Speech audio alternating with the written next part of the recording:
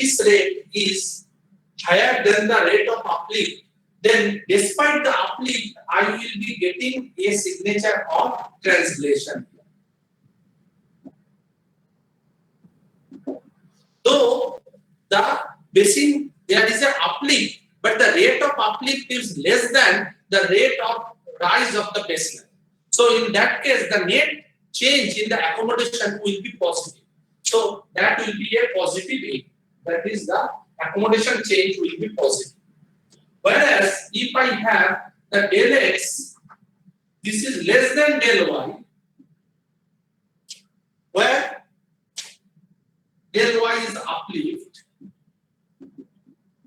then you have a negative accommodation. Similarly, it is the case when del X, this is less than del Y, and del Y indicates subsidence. Del Y indicates subsidence, and del X is less than del Y, but del Y indicates subsidence. So what will happen? That even if the relative for del X, it may not be positive, then there may be net base level fall. So del X is base level fall. Yeah. So del S is negative here, not positive. So it may be base level fall, but the rate of subsidence that is higher than the rate of base level fall.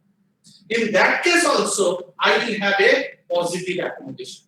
That means I have a global base level fall, global fall in the U-C, but in my area, the rate of subsidence or rate of technolism is higher than the rate of fall of the global base level. So in that case, I may get the signature of a translation or a net increase in the accommodation.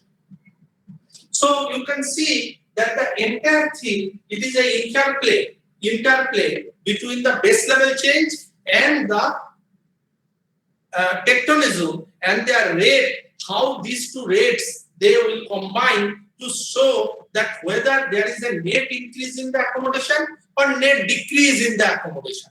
That is the main question. If you have a net increase in the accommodation, you are getting the transgressive trend in the basin. If you have a net negative accommodation, that means you are showing a regressive trend of the basin. So is it okay? Is it understandable? Yes, sir. Hello? Hello? Yes, sir. Yes, sir.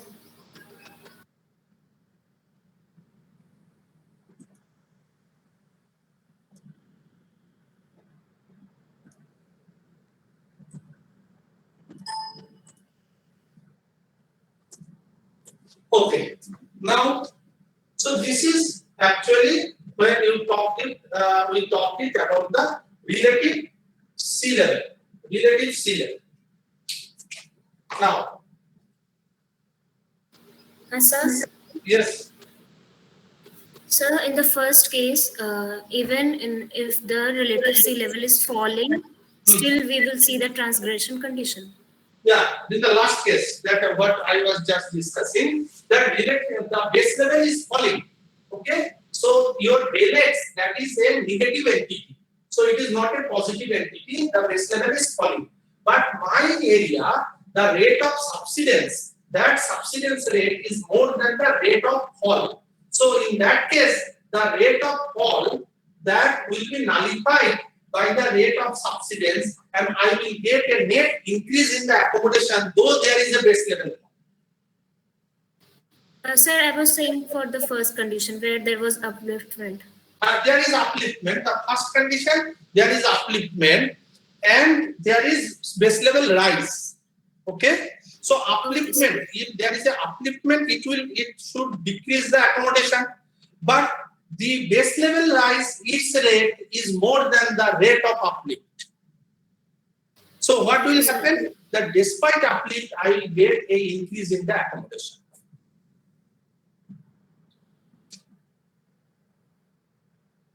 Okay.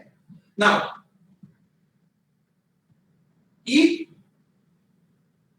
So what is the meaning of increase in accommodation? What is the meaning of increase in accommodation or decrease in accommodation? That means that the space that is available for the sedimentation in a basin, that space is increasing or decreasing. Now that space, that is the accommodation, that is again a function, that is the depositional energy. Okay, let me explain that.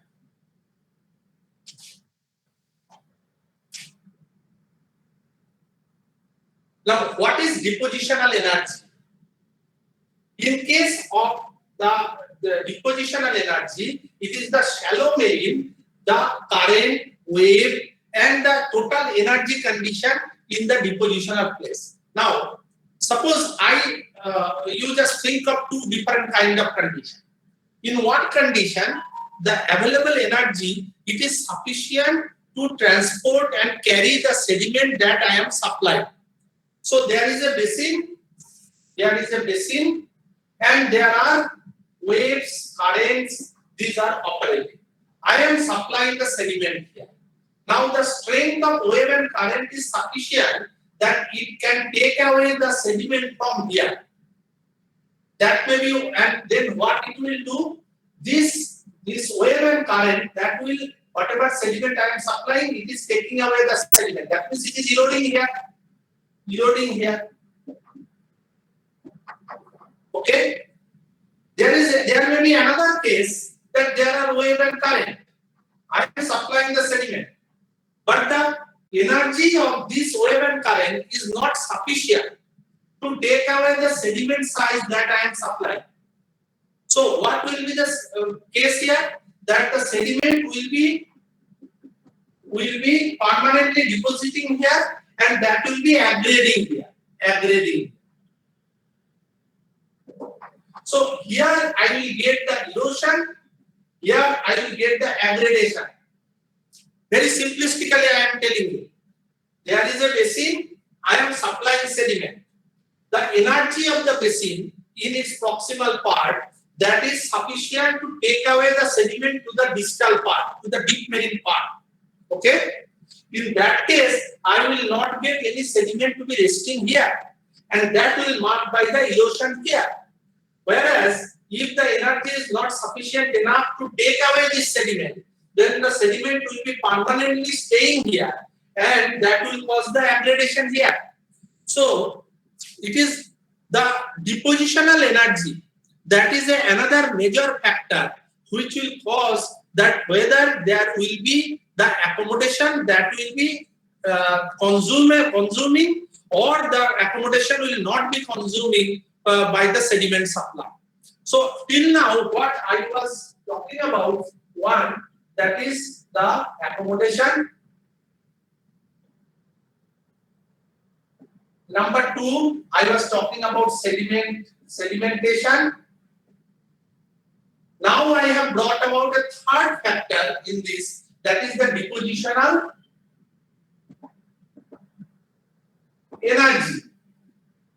We will elaborate this issue further in our discussion, but very simplistically I am now explaining you what is meant by the entire shallow marine part, that is the foreshore, your shore face, and then the proximal shell.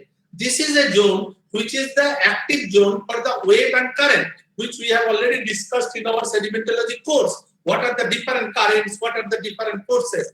There are longshore current, there are currents which are deep current, there are waves, that the wave breaking and the wave energy which is caused the different kinds of current. So this is a zone, the shallow marine zone, that is affected by large number of depositional energy and their energy flux. That energy flux will also be controlling how the sediment will be distributed and how the accommodation that will be taking how the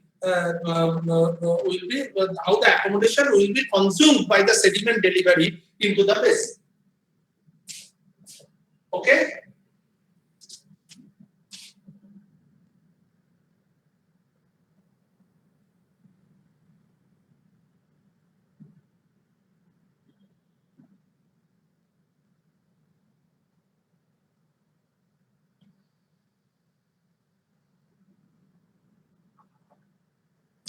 Now, in the last class, I also explained you what is called underfilled accommodation and what is called the overfilled accommodation. You remember that I discussed in the last class underfilled and the overfilled accommodation? Yes, sir. Yeah. Now, as I discussed, when you have a global ocean, then you have a underfill and the overfill. But when you have an interior basin, the outflow ridge that is basically controlling that how much will be the underfilled accommodation, how much will be the overfilled accommodation. Now, when we talk about the underfilled accommodation, particularly in a global ocean, we basically refer to the sea level. Whereas when we talk about the underfilled accommodation, in case of a interior basin, we basically talk about the lake level or the interior sea level. Okay. Now, all the sequence stratigraphic concepts, they are basically, as I discussed in the earlier class also, that all the sequence stratigraphic concept that is basically developed for the underfill basin, for the underfill system, and which is essentially subaqueous. The overfill are maybe accommodated by the fluvial or aeolian. So that is customarily and conventionally is not considered in case of the sequence stratigraphy. Of course, now the sequence stratigraphic concept has been extended to that, but ideally the sequence stratigraphic concept was essentially based on the underfill system, which is dependent on the sea level or the lake level, and it's up and down. Am I clear what I am saying? Yes, sir. Yeah. So essentially our concepts of the sequence stratigraphy that is developed based on the relative sea level changes, and then that is mostly confined to the shallow marine part where the continental and marine agency they interact with one another based on the relative sea level fluctuations going high or low. This is not true for the overfill basin. The overfill basins, they are mostly aeolian or fluvial, and that concept is presently extended but in a different format, not really by the classical model of the sequence stratigraphy. Now, when we will be going to the sequence of the what we call the practice of the sequence stratigraphy, then what are the different stages that we basically follow to practice the sequence stratigraphy? Now that we will be discussing now.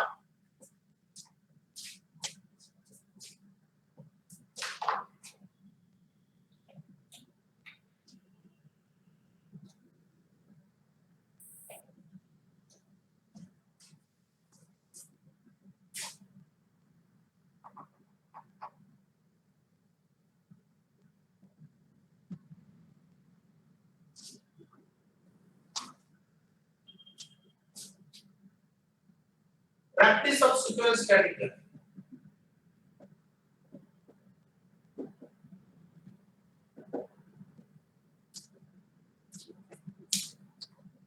Now, what are the different steps that we normally follow for the sequence stratigraphy practices in the when we do it based on the outcrop or based on the subcrop?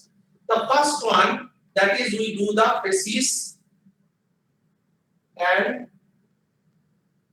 paleo-environmental analysis.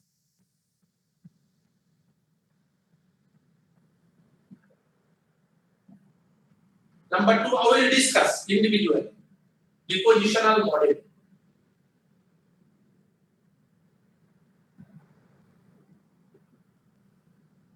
Number three, Walther law and depositional trend.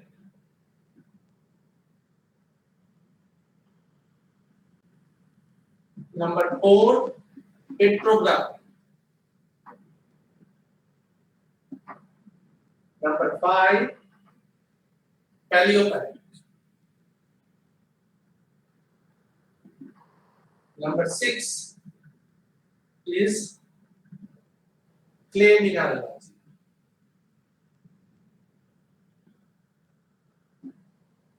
Number 7, that is the paleopedology.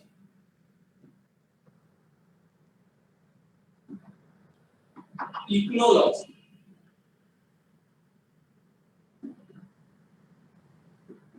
Well known. Seismic profile. All these that is required to practice the sequence stratigraphy in reality. You have to do all these things to give a proper sequence stratigraphic perspective. Now, first start with the facies and paleoenvironmental analysis. This we have discussed in our sedimentology course in detail. And the facies that basically talks about the different kind of processes, and the facies association, they basically talks about the different combination of processes that talks about a particular environmental setting. Now, when we will be doing it in the rock record, the practice in the sequence stratigraphy, then unless we understand the different kind of environment, products of different environment, and their change in space-time frame, then the fluctuation in the accommodation. So finally, what we will be getting? Finally, what we will be getting in the rock record? We will be getting a rock strata. The rock strata, by its own architecture, how the rock strata in space-time domain is developing, that will tell you the story that when it was deposited, how was the accommodation changing, how was the sediment delivery changing, how was the base level changing, how was the tectonism playing the role. All these, that story will be told by the rock strata, what you will be studying in your study. Now, how rock strata will basically register all these factors. That is the thing that we have to know. That how rock strata register those factors. Now, this rock strata, they register these factors by means of its different development of different environmental condition and its products, and also by means of the stacking pattern or the trend of deposition. Whether the rock strata is depositing in a coarsening upward pattern, rock strata is depositing in a fining upward pattern, rock strata is depositing is a thickening upward pattern or a thinning upward pattern. All these things that tell you the story that how the accommodation and the sediment that will be changing. So the understanding the products of different environment, the understanding that how these products they are interrelated to one another in terms of space and time, that is the backbone of the sequence stratigraphic analysis. Now, based on that, we do the depositional modeling. What is depositional modeling? That we model that there is a deltaic system that was developed. There is a estuarine system that was developed. There was a fluvial system that was. These are the depositional models. And then, if we see that there is a deltaic system which is overlain by a estuarine system, what does it indicate? It indicates that there is a net increase in the accommodation and a transgression in the shoreline, which is basically flooding the fluvial system, and that talks about the transgressive tendency. Because a shoreline is a dynamic system. Shoreline is not a static system. A shoreline at one point of time, it may be a result of a regressive shoreline. At another point of time, the same shoreline may be affected by the increase in the sea level. So the regressive and transgressive, these two may alternate with one another, and different environmental products that may come at different stages of this relative sea level changes. That basically we model the depositional model which controls the spatio. So these two that basically talks about the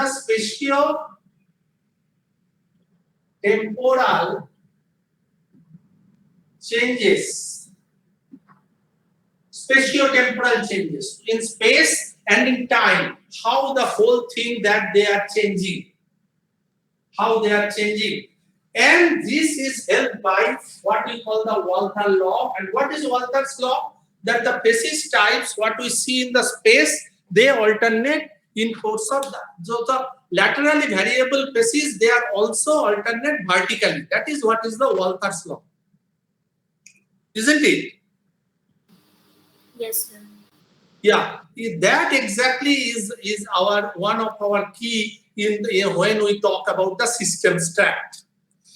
The system strat are that those are genetically related packages which are spatially arranged with one another, and in course of a transgressive or regressive time they come superimposed about one another and we get the vertical tendency. That is actually the Walther's law is inbuilt when we talk about the system trap and a particular tendency of the rock strata in terms of the stacking pattern. So that this is actually the Walther's law is the backbone for the any kind of the stacking pattern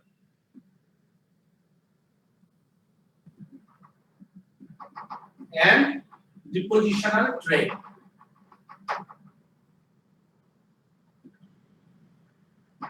And depositional trend. Now, what you mean by depositional trend? It may be thickening or coarsening, upward trend. It may be thinning or fining, upward trend. It may be uniform trend. Uniform trend. So that is what we call the depositional trend. Now, what is the difference? What is can you tell me how you define transgression and regression? How you define transgression and regression? Any one of you?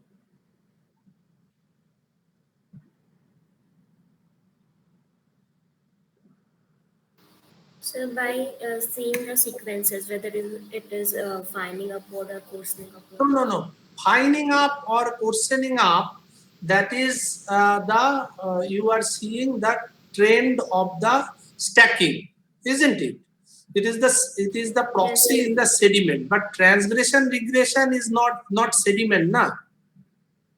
What is the difference? Yes, Exactly. This is the point I am trying. What you are saying, this point I want to clarify to you. The transgression and regression, it only refers to the shoreline. Please remember this. It only refers to the shoreline.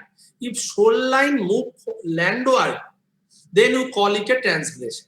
If shoreline moves basinward, then you call it a regression. It has nothing to do that fining, coarsening, nothing to do. If the shoreline is moving towards, even if shoreline is moving towards landward, I may not have in the sedimentary succession any signature for transgression.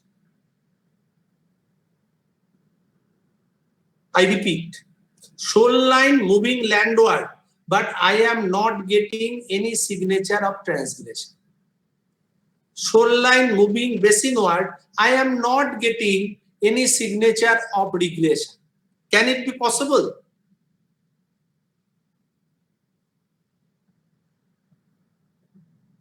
Please interact. So signature as in what? Huh? So signature as in what? Signature means I am saying that in the rock record I am not understanding it. Actually the shoreline moved landward. So shoreline when moved landward, there should be transgression. You agree with me? Yes, sir. Yes. But when I am seeing the rock record, in rock record I may not see any signature. That means how I suppose there is shoreline is moving towards land. In that case, what kind of signature in the rock, in the sediment I should expect? Fining Moving upward. two signatures I should expect. Number one, as you have said, there will be fining upward, and number two, the distal facies will come over the proximal facies, isn't it? Yes. Yes, sir. So rather than talking about fining upward, I should first mention that distal products will come on the proximal product, and that will result in the fining upward. That will result. Fining upward is a result, not the process. Try to understand what I am saying. Yes, sir. Shoreline moved landward. That is, the water level has moved landward. Water level moved landward. That has to put its effect in the sediment column, because water will not be preserved for you in the rock record. In rock record, sediment will be preserved for you in the rock record. Now, this water has moved. That will cause what it will cause? It will cause the distal facies to come above the proximal facies. And because distal facies has come above the proximal facies, so I am getting a fining upward succession. So one thing you must remember, that transgression and regression, this has nothing to do. They are the primary agent. They are the primary agent. Okay? They have nothing to do that whether I will be getting a fining upward, and because these are actually the proxy of that, the result, the product of that. Don't mix these two things. Yes. Clear? Yes, sir. Is it clear? This should be very clear in your mind. When you are talking about transgression and regression, you are only talking about movement of the shoreline, nothing else. Nothing else. And don't talk about, when you talk about the transgression and regression, that I will be getting a fining up, I will be getting a questioning up. No. Transgression and regression is a movement of shoreline. It may result in the fining up. It may not result in the fining up also. Now I am coming to that. When it will not result to the fining up also. Suppose transgression is happening. I have already discussed that.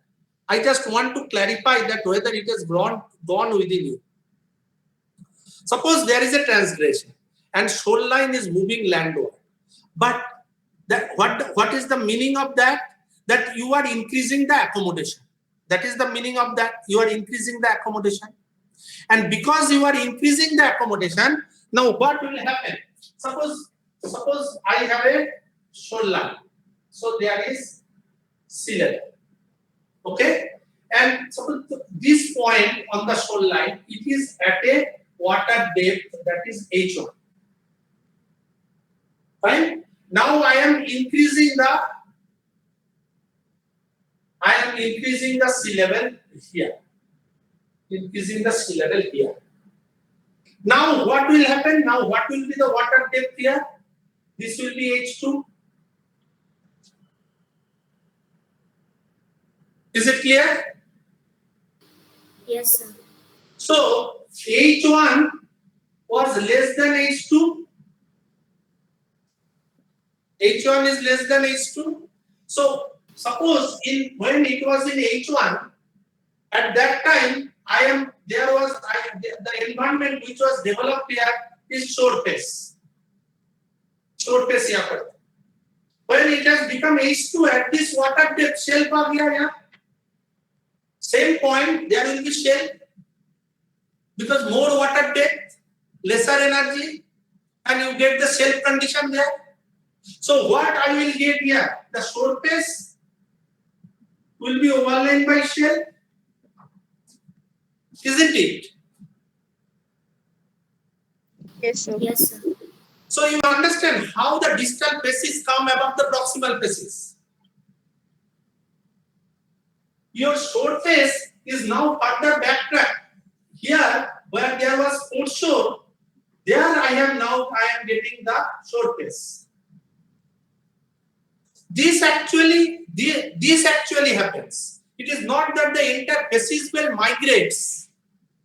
I have seen the wrong conception among many students. They think the facies belt chalta hai. Nahi chalta. Facies belt do not move. You actually create the situation of another facies.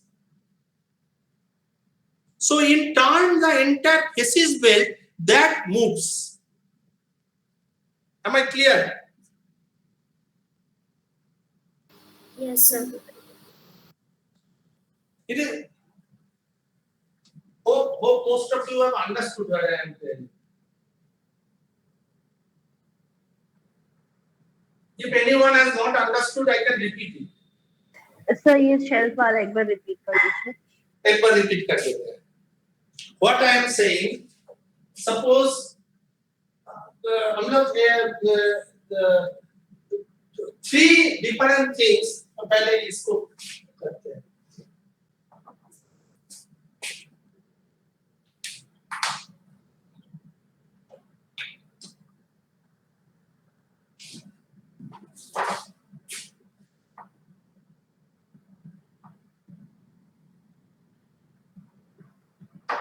ये चीज थोड़ा clear कर लो, otherwise आगे मुश्किल होगा sequence study करने में. There will be lot of discussion on different aspects. One aspect is translation,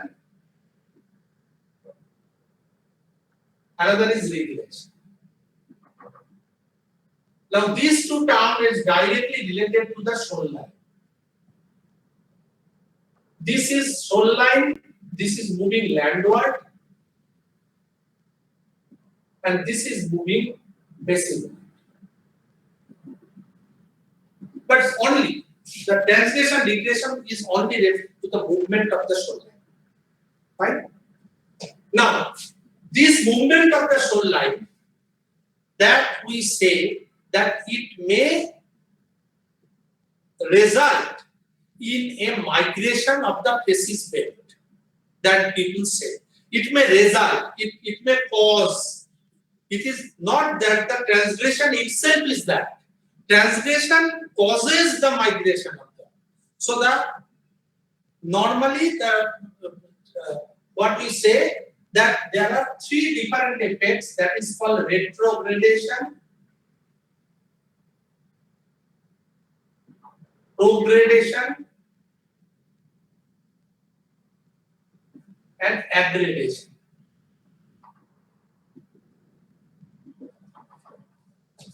Now, how we basically define that?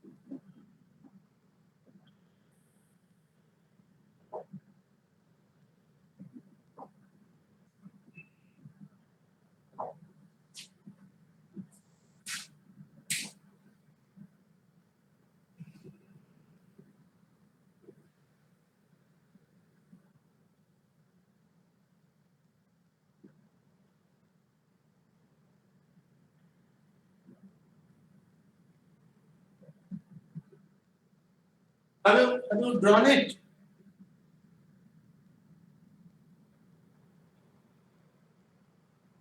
Hello? No, sir, drawing. Okay. Okay. Please let me know when it is done.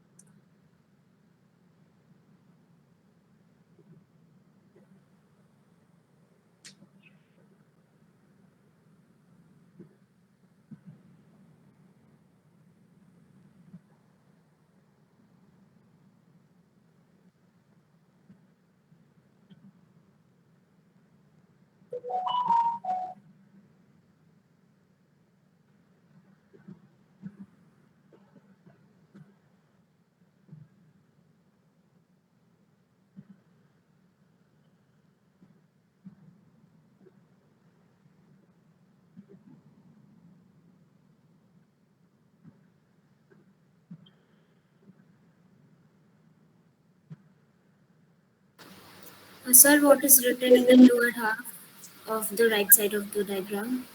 For stepping in. For Of- stepping of- and off stepping. Okay. Off. O-double.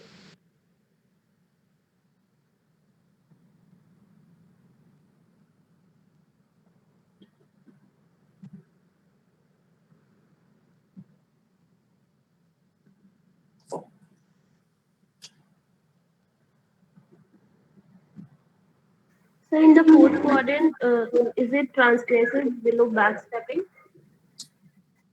NR foot stepping उसका नीचे लिखा हुआ है NR. So backstep. Back stepping के नीचे transgression. Transgression. Okay. Okay. So what in these figures, what I tried to show that a shoreline during translation and regression, the shoreline either moving landward or facing. Now, what that shoreline movement will cause? It may cause what they say that the migration of the facies belt. And that migration of the facies belt that will cause the different kind of stacking pattern and depositional trend. Okay. Now this is one. This is when the shoreline is moving towards land. So there is a transgression. So what people say that if there is a transgression, the facies belt will migrate landward. Facies belt will migrate landward. So your shoreline was originally here, then it moves more landward here, then it moves more landward here. And you get this, the proximal facies, this is going back. So the entire facies belt is receding.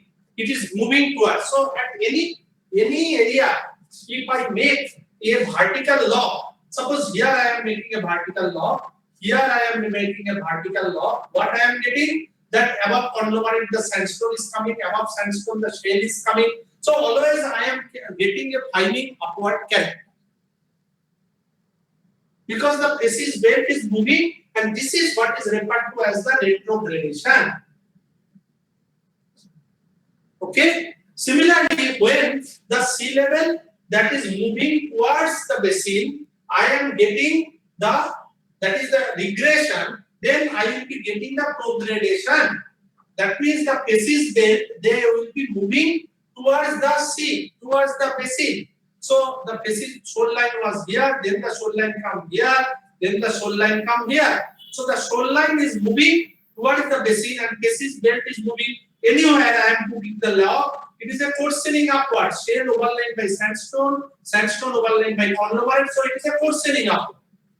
Because facies belt is moving towards the basin. And when the accommodation is fully balanced, so here accommodation is more than sedimentation.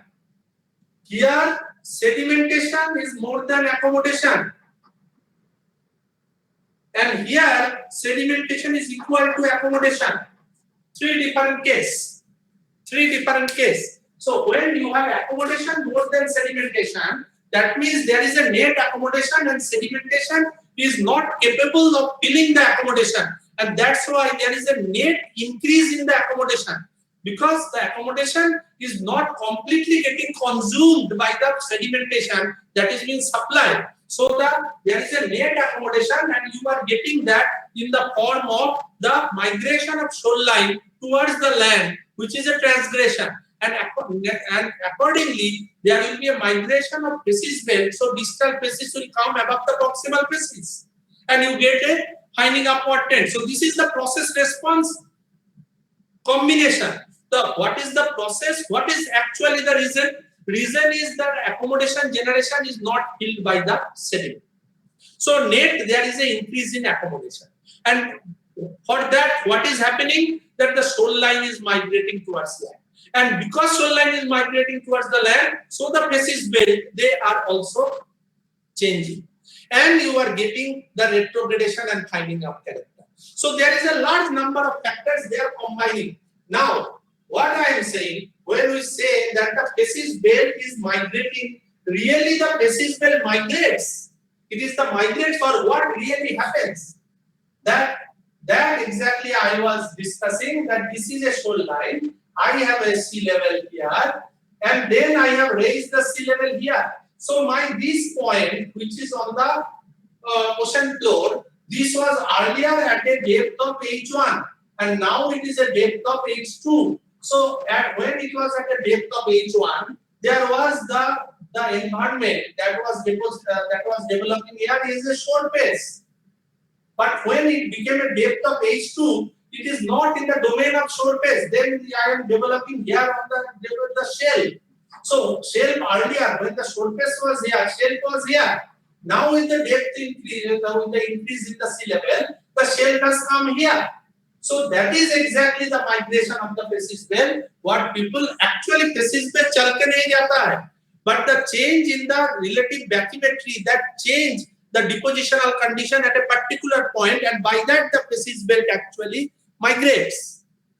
This is what is progradation or retrogradation. Similarly, if I have a shoreline, and this is the area where I am getting the lower shore face, then I call the sea level.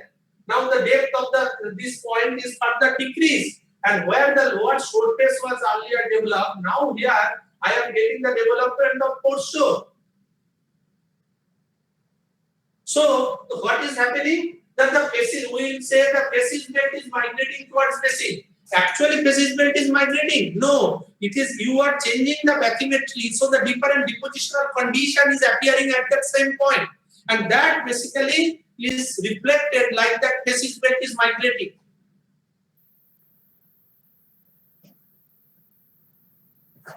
Am I clear? Yes, sir. This is exactly I wanted to tell that what is the meaning of transgression, what is the meaning of retrogradation, progradation, aggradation, and then what is the meaning of physics belt migration that is there. So this is now what is this diagram? This diagram actually talking about two. This is the transgression, the net increase in accommodation. This is regression. There is the net decrease in accommodation. So plus A and minus A. So when there is a plus A, I can either have a transgression or I can have a normal regression. Now this regression, and within that normal regression and post regression, I will come in detail afterwards. Now I am not telling you. In the next class or the class after that, we will be in detail we will be discussing that what exactly the meaning of normal and post regression. But one thing is that this is a regression which is happening when there is a net increase in the accommodation, and this is a regression when there is a net decrease in the accommodation. So this is regression.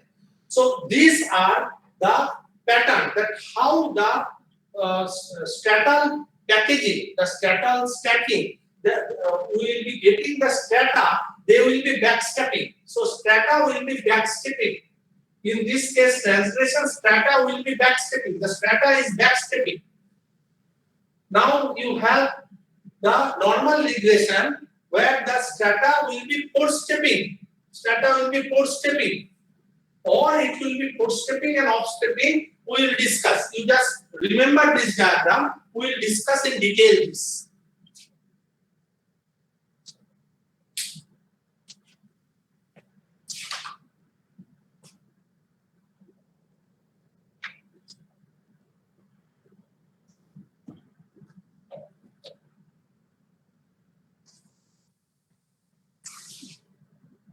Now, what we were discussing the different processes of sequence stratigraphic analysis.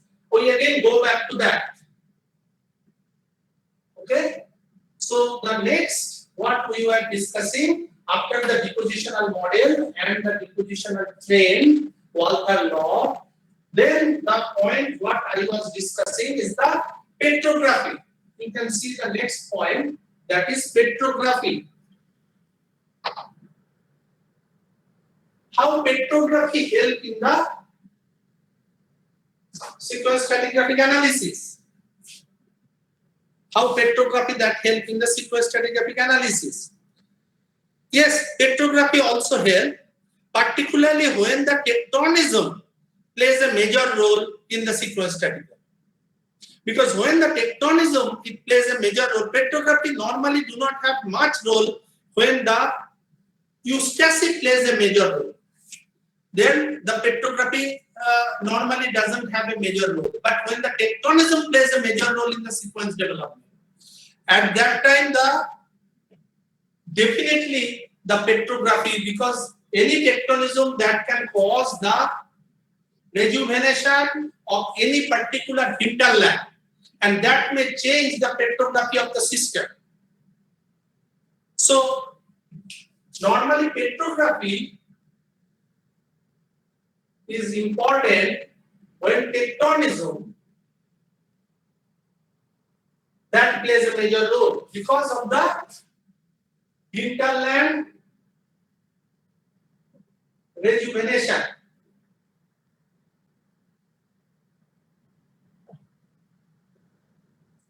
At certain time, petrography also helps in unconformity delineation. Unconformity delineation. How? In presence of potassium, iron, aluminium. In presence of potassium, iron, aluminium, and if there is a unconformity where you have the arthosic sediment and carbonate cement. If you have an arthosic sediment where you contain the feldspar, if you have feldspar, that feldspar definitely will give you the supply of the potassium and potash feldspar aluminium. So arthosic sediment and there is carbonate cement. In case of a unconformity, if you have this kind of a situation that the unconformity with the arthosic sediment and there is a fluvial system associated with the unconformity and you have that fluvial system is arthosic and there is calcite cement, we often found that the calcite cement gets replaced by glauconite.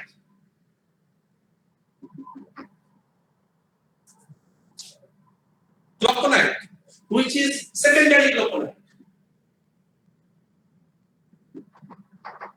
And that development of secondary glauconite replacing the carbonate cement, that often becomes a very good indicator for unconformity.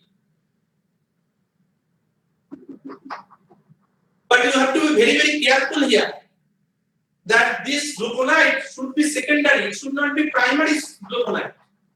If it is a primary glauconite, in that case, that indicates a more marine condition, not unconformity. That indicates a subaqueous marine condition.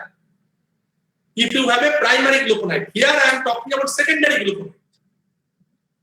Am I clear? Here I am talking about a secondary glauconite, which actually is forming by means of presence of potassium, iron, and aluminium, and from the arthosic sediment that is being derived and replacing the carbonate cement. That kind of glauconite, that is a good indicator for the unconformity, but not the primary glauconite, which is a typical character of a marine subaqueous condition.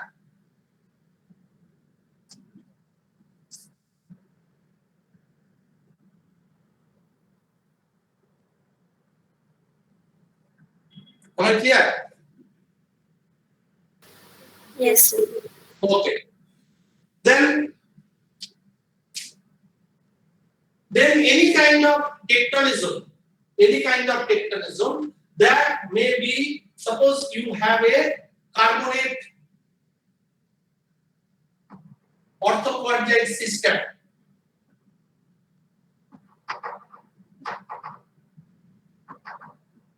That is overlain by a arthosic sandstone, which may be fluvial. So this carbonate orthoquartite, it may be a shallow marine.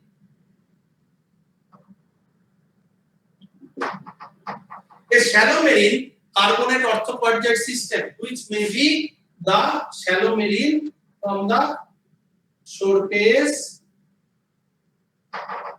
to carbonate shell. That is overlain by a arthosic sandstone, fluvial arthosic sandstone. So, and that is a very good indicator. That may be a very good indicator that there is this unconformity is triggered by tectonic effect.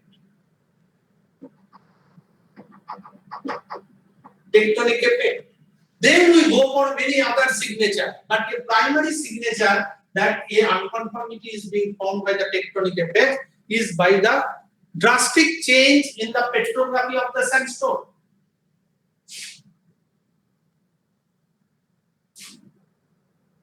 Okay. So this is how the petrography helps in the sequence stratigraphic analysis. Then we discuss about the paleocurrent.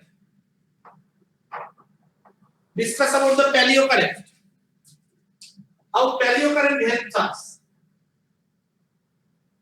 Again, it is most effective when there is a tectonic control on the sequence development.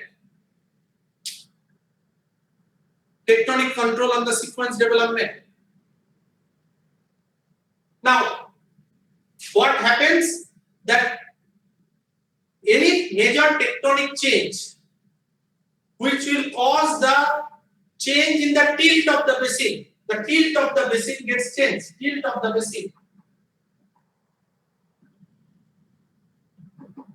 Tilt of the basin.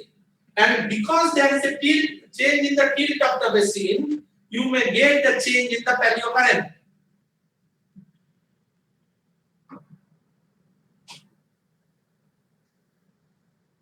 Any measure what is the tectonic? It is a allogenic control.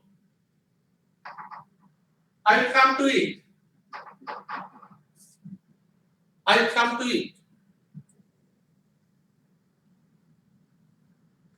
So any change in the tilt of the basin that may cause the change in the paleocurrent pattern. So the paleocurrent pattern, drastic change in the paleocurrent. So a system which is showing southwardly paleocurrent, and across a unconformity I change the paleocurrent which is maybe it is toward paleocurrent.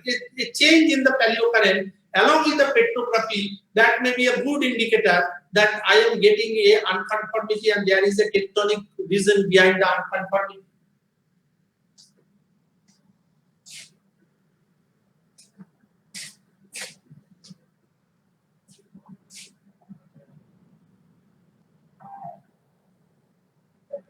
I am also only now talking about that. Till now I have talked about that the eustacy and the tectonics, these two effects that I have talked about. Now, for any sedimentary basin and its response, basically what happens that you have some autogenic control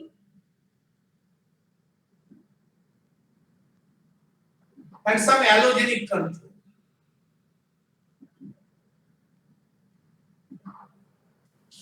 The sedimentation history of a basin that is controlled by some autogenic factors, some allogenic factors. Now, what are the autogenic factors? How much they are important in terms of sequence stratigraphy? Autogenic factors is really not much important for our sequence stratigraphic study, but it can make us confused with many of the allogenic factors. Their signature, the autogenic factor, may cause us confused. What is a autogenic factor? Suppose a channel avulsion.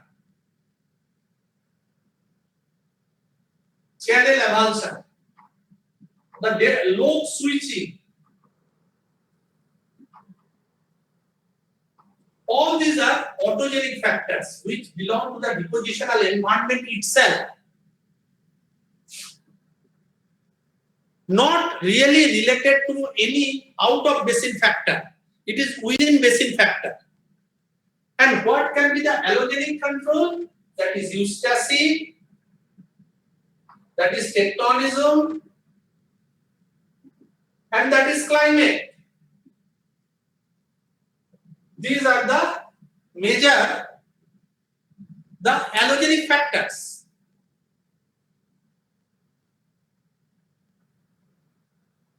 Okay, these are the allogenic factors. Now, what really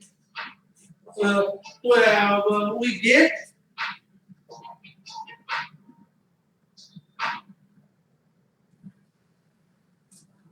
If I see that how these allogenic factors that basically control the depositional system.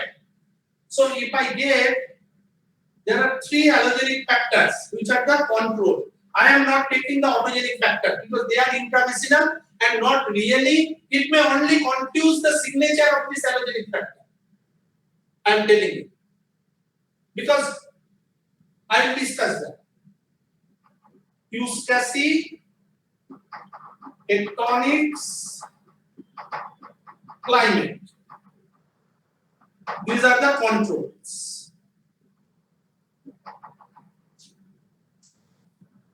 And they basically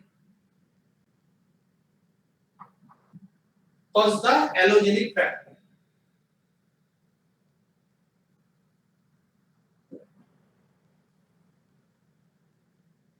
This allogenic factor that will cause the accommodation versus energy depositional energy flux. Depositional energy flux,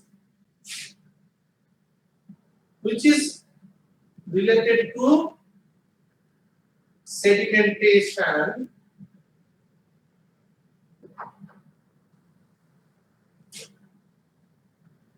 so these allogenic factors, they basically is forming the accommodation, and there is these two,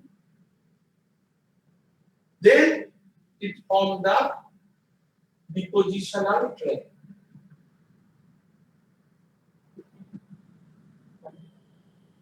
Depositional train.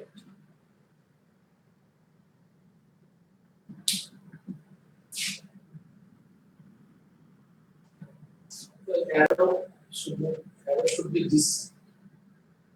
So the accommodation will be filled by sediment.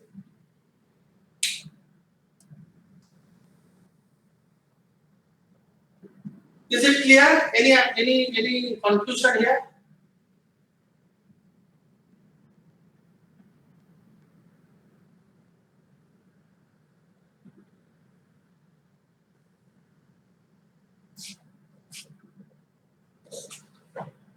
Any confusion or it is clear?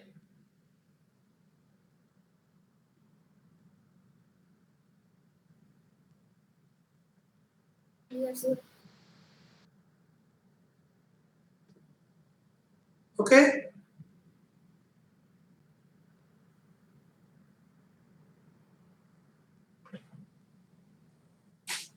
Now, what I have discussed till now, I have discussed Eustacy and tectonics. I will show you how climate and its effect that we can identify. Climate and its effect in a sequence category, how people try to identify. That I will be discussing with the clay mineralogy. Clay mineralogy.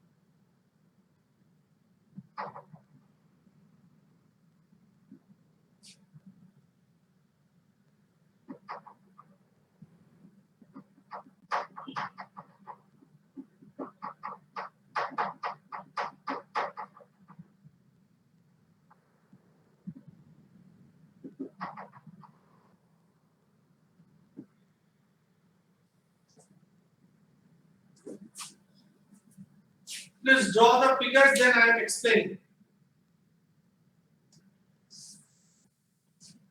Here, what I am doing, I am telling you about the role of climate and how climate that is determined and it is interpreted in sequence categorical interpretation.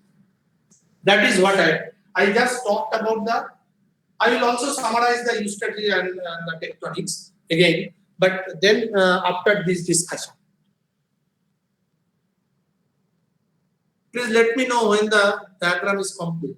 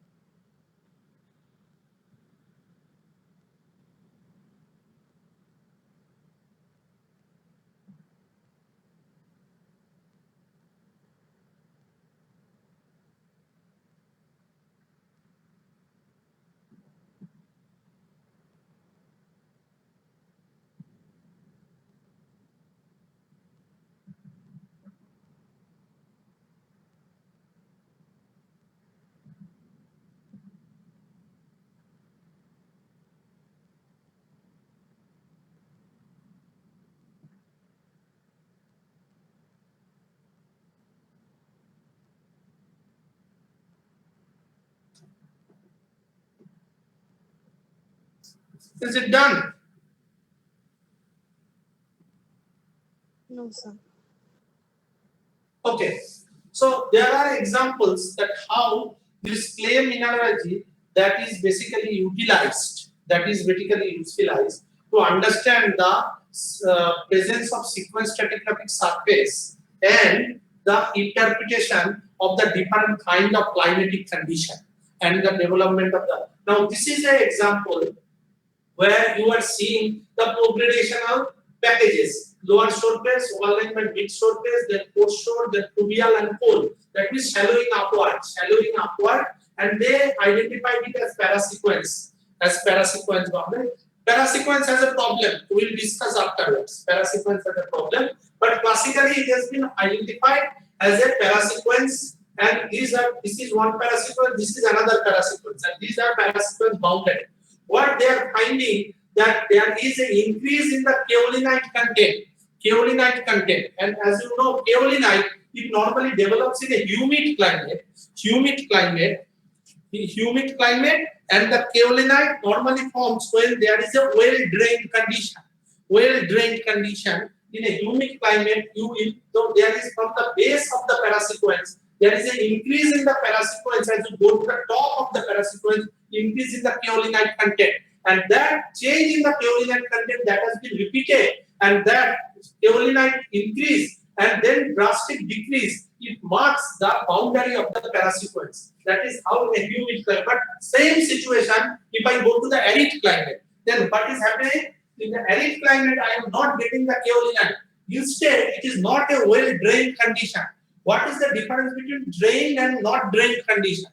In a humid climate with lot of rainfall, what happens that the water which comes in contact with the rock, it normally gets flushed out because of the new water and the lot of water that is available. So the water easily gets flushed out. So what happens that the minerals which comes in contact with the water and is exchanged its cations, that the what cations, that is the alkalis and alkaline earths. These alkali and alkaline earths which come out of the mineral and they are taken out of the system in a well-drained condition. So that is taken out of the system. Whereas when you have an arid climate and you do not have much of water, that the cation which come out of the element, they do not go out of the system because there is not much water available in arid climate. So they remain in the system, and the type of clay that is developed, that is different from the humid climate. So in a humid climate, whether you develop the kaolinite, in the arid climate you develop palygorskite and the splitite. So those are the different. And here also you have the intertidal to the supratidal. Intertidal to supratidal, again intertidal to supratidal. This is actually a tidal parasequence where you have the intertidal to supratidal, and that is marked by the more development of the palygorskite, and in the boundary you get the development of splitite. So this is a total effect of different kind of clay by the different climatic condition. But in either of the cases, these clay minerals, they are marking the parasequence boundary. Now come to the marine condition. Instead of these two shallow marine condition, which either one humid or a arid, in a marine condition, you are not getting either of that. What you are getting here, the parasequence boundaries are marked by gluconite. So in the basal part of the parasequence, you are getting 10 to 15% gluconite. That is increasing to 40% gluconite as you go to the top of the parasequence boundary. So you can see that how these clay minerals, they are basically helping the different kind of parasequence, determining the different boundary of the parasequence, and the clay mineralogy, they have a huge role in this climatic interpretation and the identification of the sequence stratigraphic surface. Is it clear?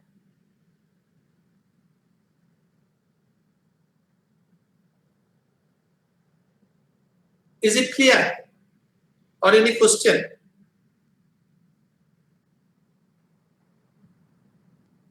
Sir, it's clear. Sir, actually the arid graph is not visible. Which graph? Arid part. Arid part. Yes, sir.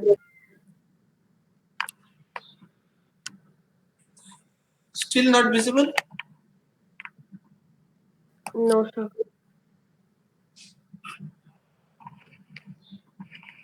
So it's visible.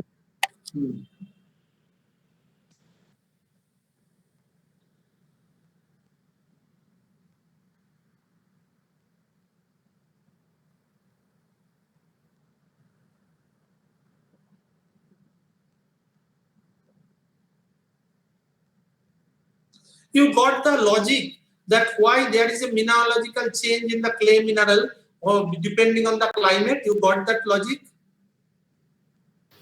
Yes, sir. Okay. Basically होता क्या है, in any weathering profile, when the minerals, the original minerals, they transform into clay, it all depends upon that how much it come in contact with water and for how much period of time.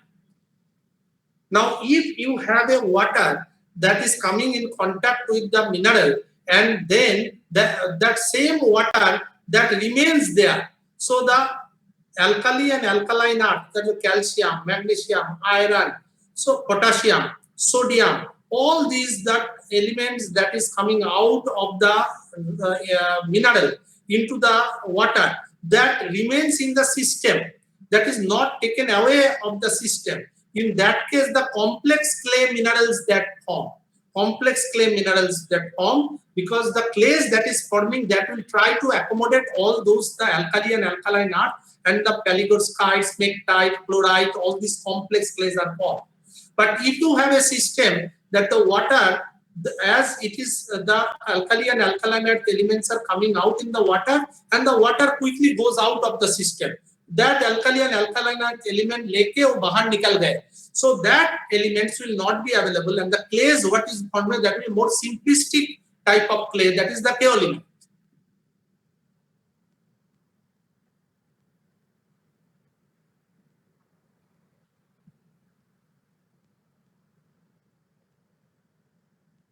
Okay, there are other points which I have not discussed today. Suppose paleosol, the ichnology, the well log, and the seismic. All these I have not discussed today. We will be discussing next class. But I want to end today's class by a discussion, that what will be the fundamental difference in the character of sequence development if it is either by eustatic control, tectonic control, or climate control.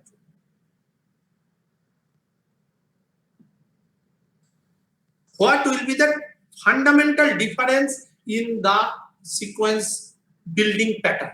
Suppose in a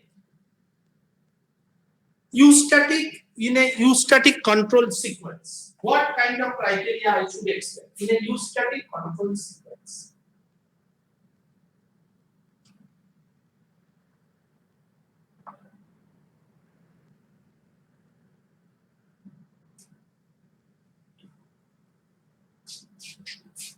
Eustatic control.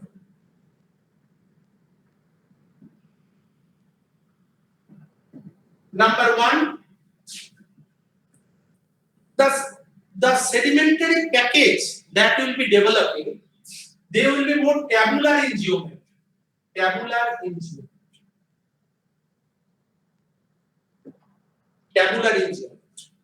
That the succession, that the package that will be forming, which will build up the sequence, they will be more tabular. The entire basin, there will be more tendency of the tabular geometry of the. Number two, that the depositional and erosional events will be synchronous throughout the basin.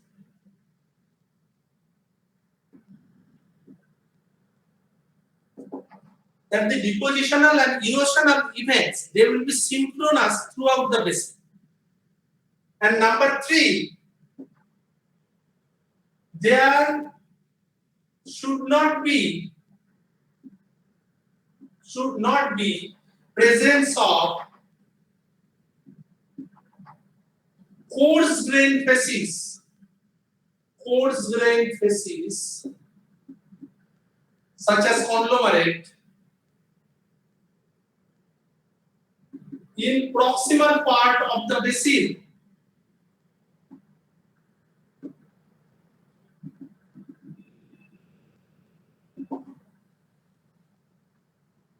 Because there is no rejuvenation of the source, only the sea level is controlling. So I should not expect that suddenly a coarse grained facies, a conglomerate or something like that will be coming in between. These are the characters of a sequence which is totally controlled by the Eustachian. Am I clear what I am saying? I am saying what are the criteria, general criteria that I expect when a sequence that is developed only by Eustachian, no effect of tectonism.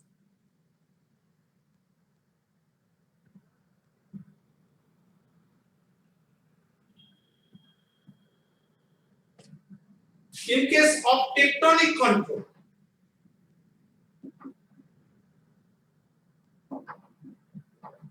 number one, the general geometry of strata that will be wedge-shaped. Wedge-shaped strata with their thick part near to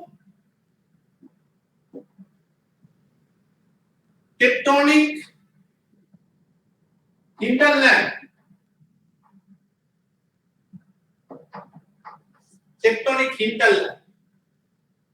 Number two,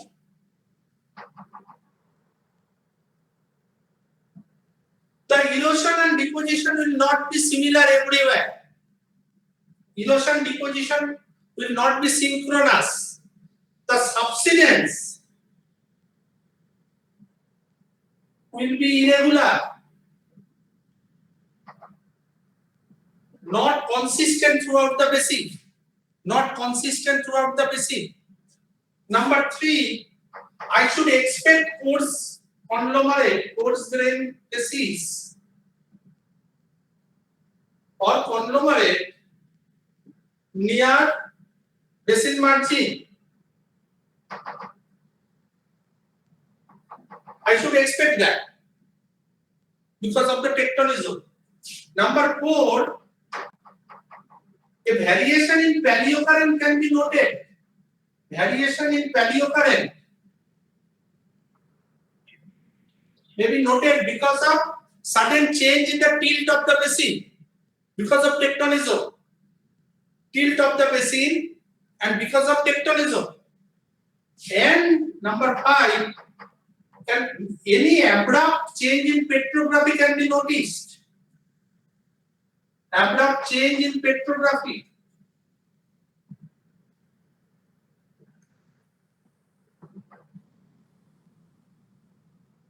Abrupt change in petrography can be noticed.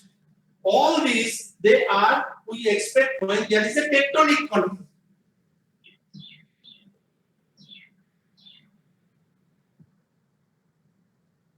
And how we identify if there is a climatic control?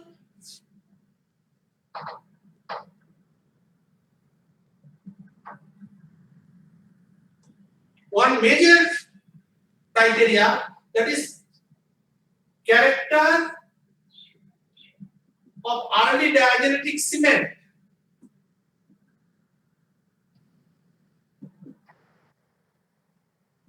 Climatic.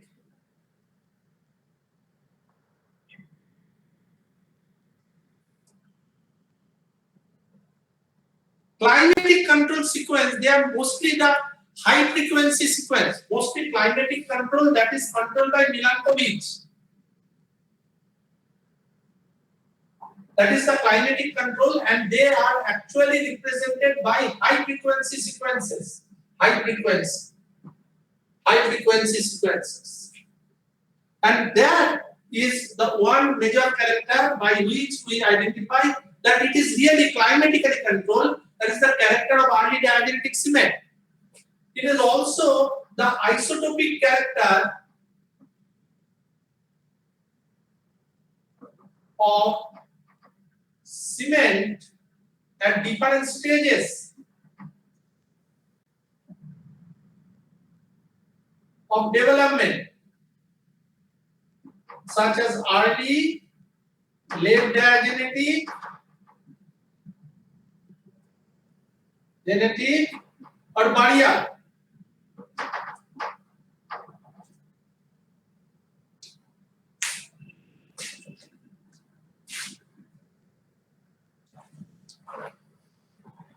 Is it clear?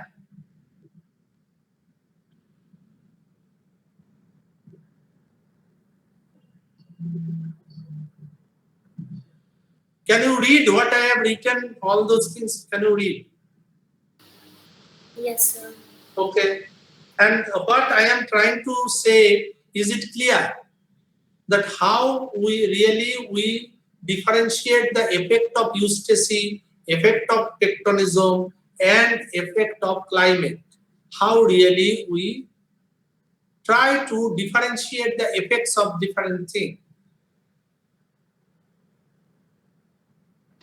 Yes, sir. Okay.